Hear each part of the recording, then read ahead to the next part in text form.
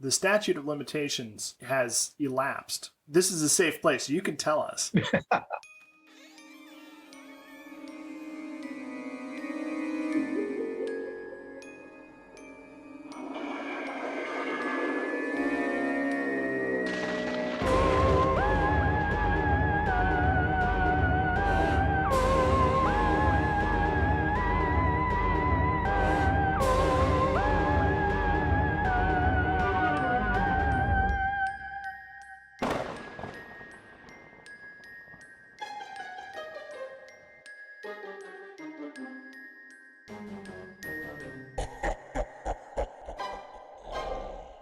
This is We Bleed Orange and Black, the podcast for Halloween and horror lovers. Join us as we interview creators, discuss our favorite horrors, and share original spooky stories. I'm Jeff C. Carter, and this week we're talking with Christopher Hawkins about his new book, Suburban Monsters. Christopher Hawkins is an award-winning author and editor of the One Buck Horror Anthology series. His work has appeared in magazines and anthologies such as Sinister Tales, Murky Depths, Cosmic Horror Monthly, Read by Dawn Volume 2, and the Big Book of New Short Horror. He is a member of the Chicago Writers Association, as well as the Chicagoland chapter of the Horror Writers Association. He lives in a suburb of Chicago with his wife and 2 sons. Welcome to the show, Christopher. Well, thanks, Jeff. It's glad to be here. And a happy solstice to you. We're recording this during the summer solstice. The first day of summer, finally. My icebreaker question for you is, if you had a secret door in your study, which book would open it? Oh, that's a good question, because it would have to be a book that would be feasibly on my shelf and yet something I would probably not read on a regular basis. Probably something like super pretentious like Gravity's Rainbow or Ulysses, something that makes me look smart but doesn't actually have to be in my hand ever. That's very practical. I don't know if I would be able to resist going for some kind of pun-based book title. So you'd want something like The Turn of the Screw, and you'd have to pivot it. Or The Chronicles of Narnia, or, something at least with doors opening, things like that. Wrinkle in Time or something like that. Your bio mentions that you are an avid collector of books and other curiosities. I do have some old, I want to say they're about 130 years old at this point. They're not rare editions by any means, but they're copies of the Divine Comedy that are illustrated by Gustave Doré, which are these giant sort of, coffee table sized tomes, though I'm sure they weren't called coffee table books back then. Those are a favorite in my collection. I don't think they're particularly valuable. I do have, I think, if I'm remembering correctly, because my wife's collection and my collection all kind of melded together. At one point, I bought her a first edition signed copy of Neverwhere by Neil Gaiman. Neverwhere would be another good choice for opening the secret door. That would be an amazing choice, yeah. Although, dead giveaway to anyone who's read Neverwhere. What were some of the cartoons, comics, toys, movies, or books that freaked you out when you were a kid? I remember very distinctly reading Pet Sematary when it first came out, which will give you an idea about how old I was. I was pretty young at the time. My mom was very encouraging of my reading, which was great, but she also didn't put any filters on the stuff that I read. So it's like, oh yeah, The Stand, I'll read that, and then I'll not be able to sleep for a month. So I remember Pet Sematary really freaking me out a lot. And also watching, in sort of the early days of cable TV when the same movie would play over and over and over again. I remember watching John Carpenter's The Thing and never seeing it all the way through, but watching it in kind of these 2 and 3 minute chunks just to kind of dare myself to see how far I could go with it. So yeah, so I think those are the two that really stand out for me. I can imagine tuning in to random snippets of The Thing and then trying to recreate the story in your mind with imperfect information must have freaked you out even more than just watching the whole thing from start to finish. Yeah, I was kind of fascinated with special effects too at the time. So they did these really great documentaries about the making of Star Wars that showed on regular broadcast TV back then. I think they were called Empire of Dreams or something like that. I just remember being fascinated with, you can make this little thing out of, plywood and cardboard, and then you photograph it and it looks like a ship, and it's this complete suspension of disbelief, and it looks perfect on screen. So I was a little fascinated with just film in general because of that, and then watching those movies was sort of equal parts, oh my god, I can't believe this is happening, and how the hell did they do that? Because it looks so, you watch it now and it's very obviously a rubber puppet. It's still wonderful. It's one of my favorite movies, but at the time it was very convincing, right? So, trying to understand how they would put together something like that, and what kind of mind would put those ideas out there. And that in turn kind of led me to reading H.P. Lovecraft and, all these writers that it kind of drew from. So what got you into writing? Ever since high school, I've been writing stories and always sort of interested in that part of the creative process. In college, I would write spec scripts for Star Trek and send them out. And I would get these very politely worded form letters back saying thanks, but no thanks. And, it's always been one of those things that I've had in mind that I would love to do full time. As life kind of intervenes through the years, it always kind of got pushed to the back burner. So now it's on the front burner, and I'm, glad to be doing it much more regularly and starting to put some stuff out in the.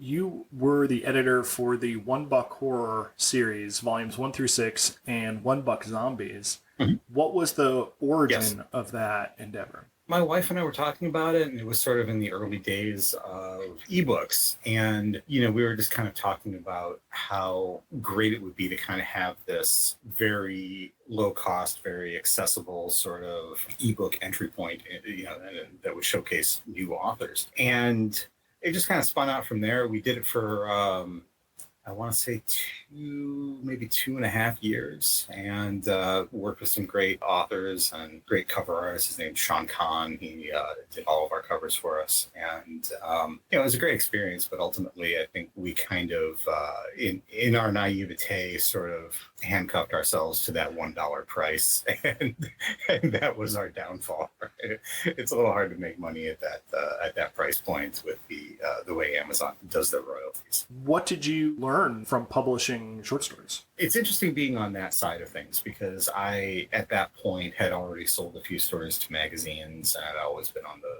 writing side of that equation. But it was interesting to see the different levels of professionalism that people would have, and we tried to be very transparent about how long things took. So I built this little online interface where people could directly upload their stuff. This was in the days before Submittable was a thing. So people were very sort of attached to finding out how quickly we could get to some of their stories, and whenever we held something back, we would hear very quickly from a lot of writers who wanted to know sort of right then when things were either happening or not happening. Being able to see that from the other side of the table, so to speak, was really interesting. Also being able to see what kind of stories were being written, because we would get a lot of cannibalism stories, and they would come in waves. So we would get werewolf stories, but werewolf stories we'd get like 10 all at once. So I don't know if we were getting the leftovers from some other submission call, but it seemed like whenever we had a particular type of story, we would get a bunch of that type of story, and then it would fall away for a while. So it was neat to kind of see that ebb and flow. So let's talk about your new book, Suburban Monsters. I've got a little bit of the back copy here. From award-winning author Christopher Hawkins come 13 tales of the horrors lurking right next door. A shut-in sets out to make a new life for himself by losing weight at the point of his scalpel. A master thief tries for one last score in a house that doesn't want him to leave. A lonely painter finds freedom with the help of something lurking beneath the ocean waves. At turns whimsical and somber, but always unsettling, this debut collection of short horror stories is essential reading from a rising voice in dark literary fiction. I feel like I have to reintroduce you. Welcome to the show, Christopher. Well, thanks for having me. What is the theme of this collection? It's a collection of short stories, which is always kind of hard to theme. But as I was putting it together, I realized that they were all sort of tied around this idea of the horrors that are lurking right next door. We've all driven past or rode on our bikes in some cases, houses at night where everything's dark and it's sort of lit up from the inside, and you get that very brief peek into people's lives, and it's always something mundane, right? It's always seeing a dinner table or something like that, but that sort of weird voyeuristic quality, I think, is something that is present in my writing. So it seemed like a natural way to kind of group these stories together. It's, the idea that there's always something weird happening right around the corner, and you have to be careful which dark alley you end up in.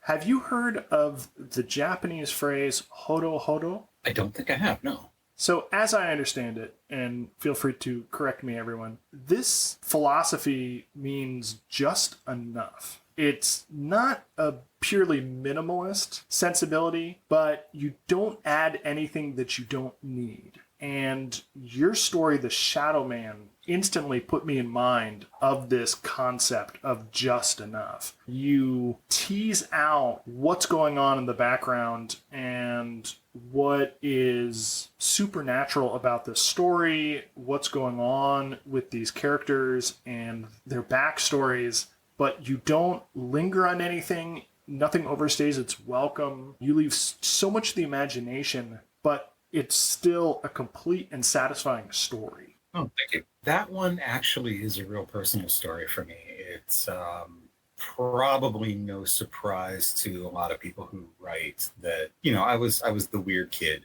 when I was growing up, and I think a lot of us were. There are scenes in that story where the main character is, being chased on his bike and being bullied by a trio of kids, and that's right out of my childhood. That's a very kind of personal image for me. Yeah, I mean, I'm glad to hear that that it came across well. Whenever you're writing a personal story like that, it's hard to know where the memory interpretation of the story ends and the fresh reader interpretation of the story begins. Beyond that, I mean, I think I just wanted to tell a coming of age story. Something that is a young man sort of coming into his power. And that's different for every kid growing up. But in his case, it's a very literal power. It's something that gives him the ability to fight back. And it's also a test for him. It's a test of who he's going to be. Is he going to be like these people who have been tormenting him, or is he going to rise and become something better, or something at least more himself,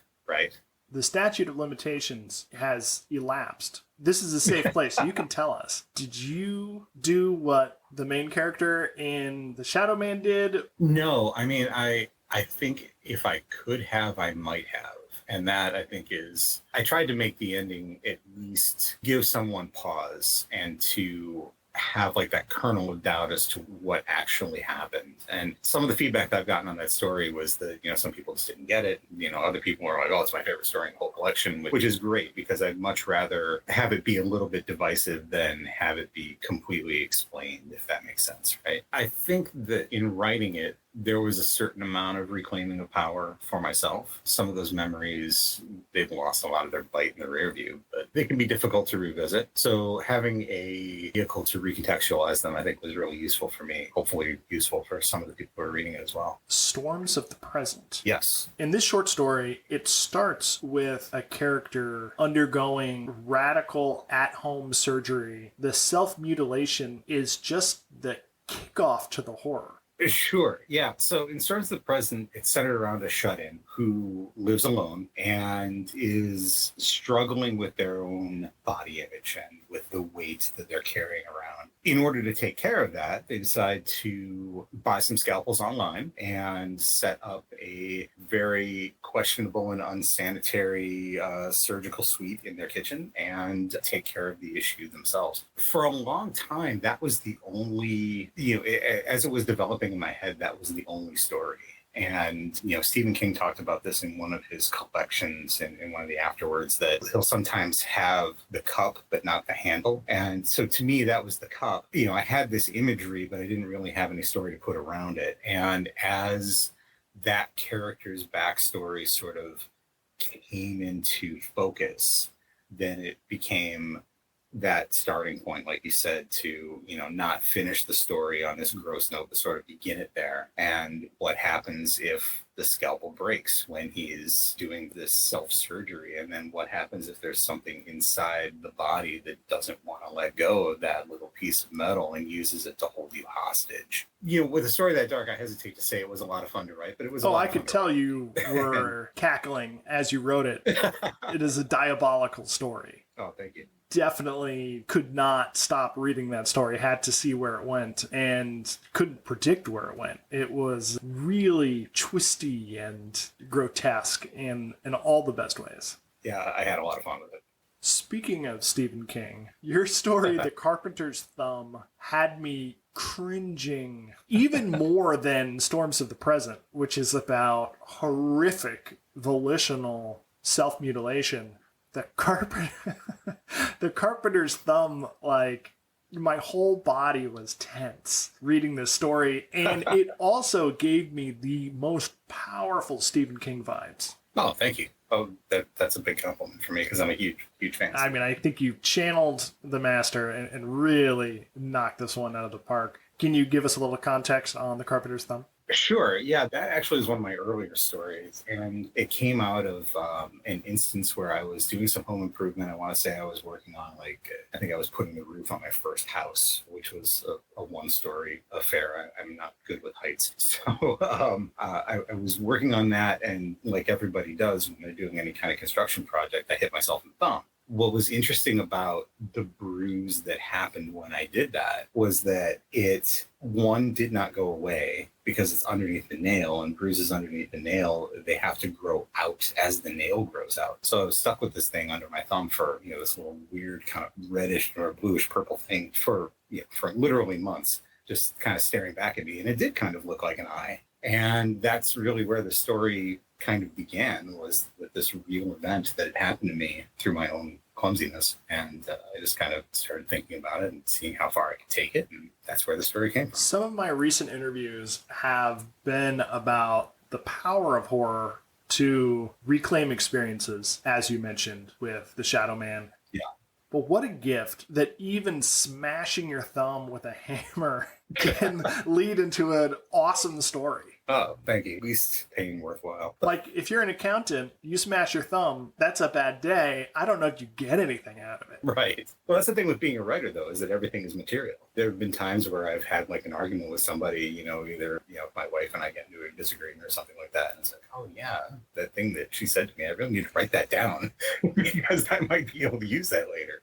I don't know if that's a healthy way of looking at life when you write, but everything's kind of grist for the mill, right? I can only imagine that when you were writing this story, you looked over and you saw that the bruise had faded and you're like, oh, pull out the hammer and oh, here we go again. I need more inspiration. Let me get the other one. Your short story, Swallow, was one of those rare stories that had me, an avowed weirdo, question, where does this guy get his ideas?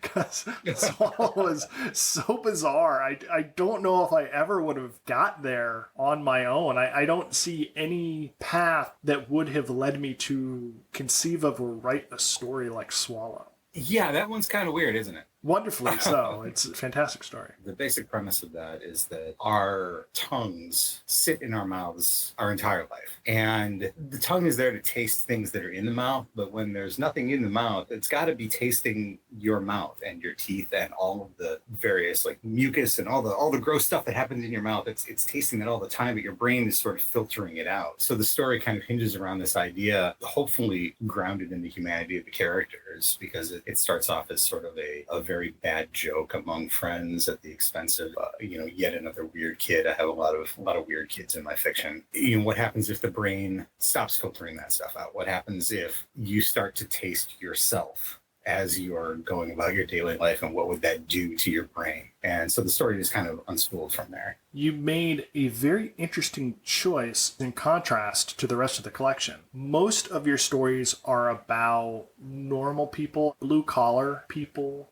kids going through rough patches. The way you framed Swallow is you had these blue blood characters at a boarding school. You captured the voice and the vibe of that world and this elite preparatory school very well.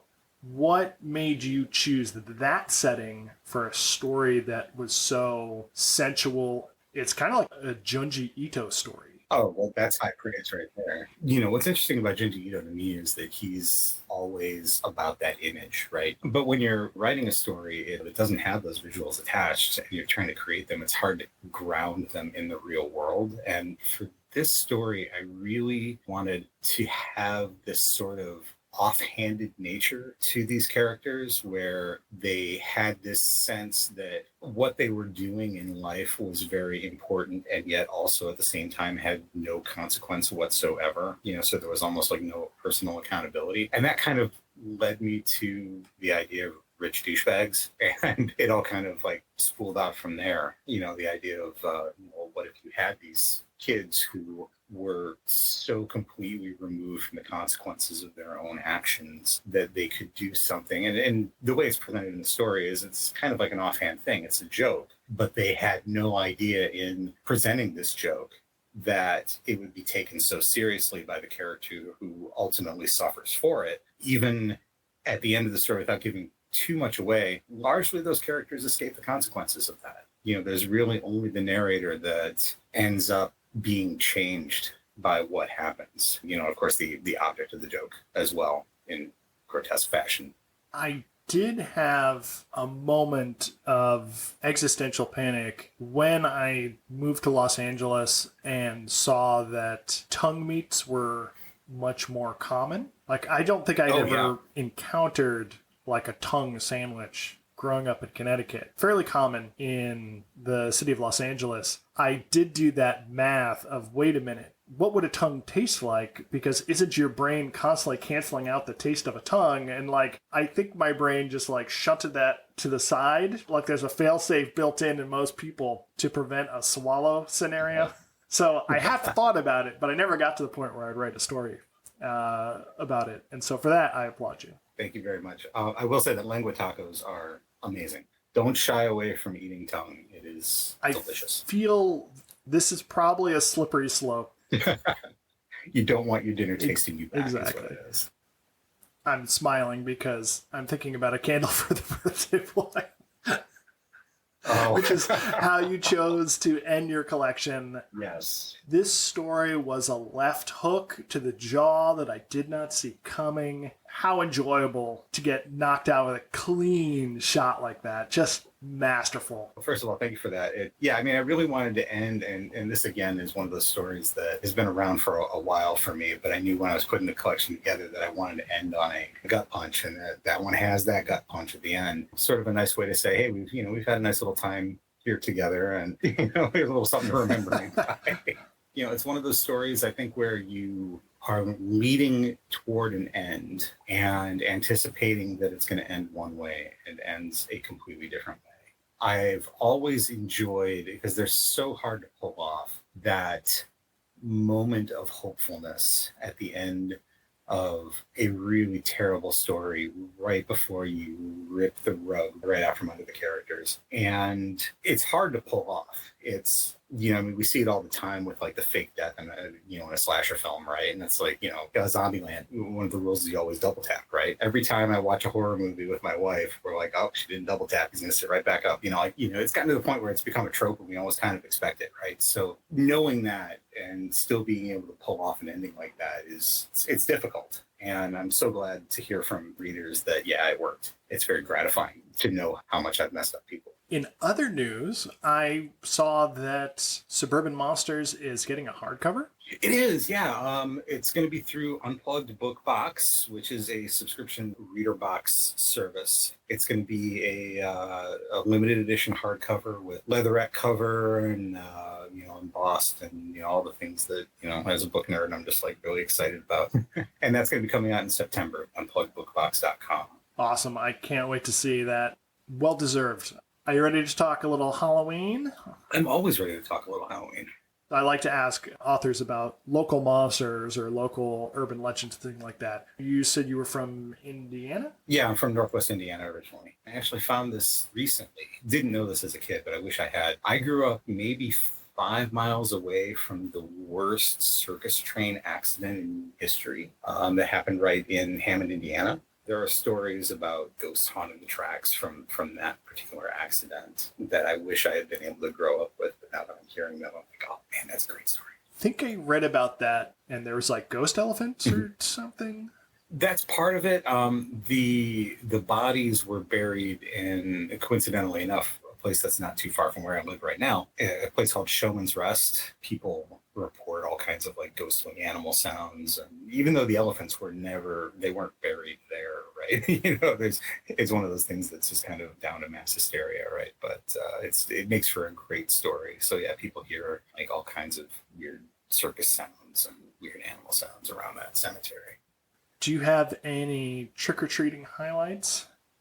I think for me, the best trick-or-treating that I can remember is the stuff that I've done with my own son when he was small and when he was discovering trick-or-treating for the first time. And I remember, very distinctly walking around the neighborhood, with my older son, who was, maybe 2.5 at the time. It was, before we had our second child, in his little pirate costume, just discovering that, we can walk up to a person's house and they will just give us candy. This is the greatest thing that I have ever seen. And trying to explain to him the next day that no, we can only do that once a year, because he was ready to go out. Right, the very next day, November 1st, he was ready to go out and start asking for candy again. Wow, that is like a pre-Santa Claus heartbreak. It is kind of, yeah. Definitely some illusions crushed at that point. What projects are you working on next?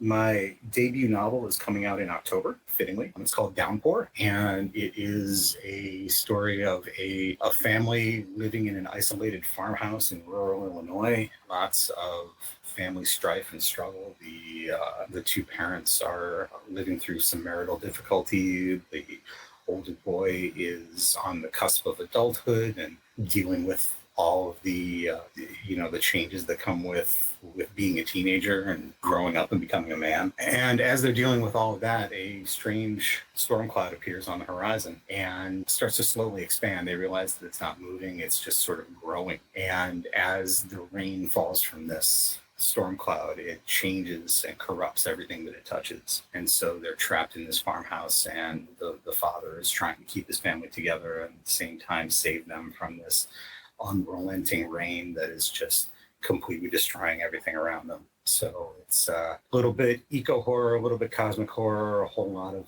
emotional trauma. It's like sort of right in my wheelhouse there. Yeah, hopefully people will enjoy it. It sounds incredibly timely. I think you've timed the market like a clay pigeon. You just picked it out of the air. That is the center of the Venn diagram. That's awesome. Where can our listeners find more of your stuff? Well, you can go to ChristopherHawkins.com. That's Christopher-Hawkins.com. I'm also on Twitter at Chris Hawkins and on Instagram at Hawkins Writes. Come by and say hi. Thank you so much for joining us. Well, thank you for having me, Jeff. I appreciate it. Please subscribe and follow. Links are in the show notes.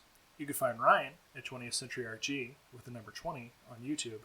You can find me at jeffccarter.com and hit the link to pick up my collection, We Bleed Orange and Black, 31 fun-sized tales for Halloween. Until next time, stay spooktacular.